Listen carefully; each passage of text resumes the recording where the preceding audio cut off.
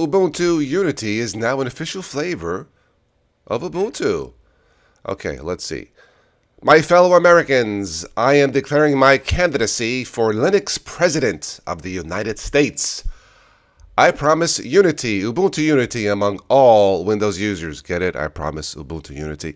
I promise unity for all. I promise to defeat the evil forces of the other guys okay, wait. I promise to defeat the evil forces of Arch Linux, BSD, and the other imposters who constantly profess falsehoods and saying that Arch is the best when it's not. Ubuntu and Ubuntu flavors are the best, as is Ubuntu Unity, because it's the best name out there to unite all Windows and Linux users.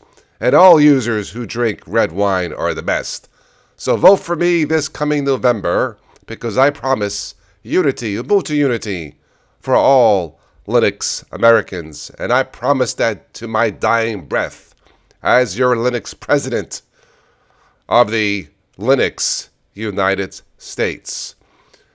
And furthermore, I promise to defeat the evil forces of Google with their sadistic Chromebooks who can't... Oh, wait. I kind of like Chromebooks. Anyway, vote for me anyway. Have a good morning. Goodbye.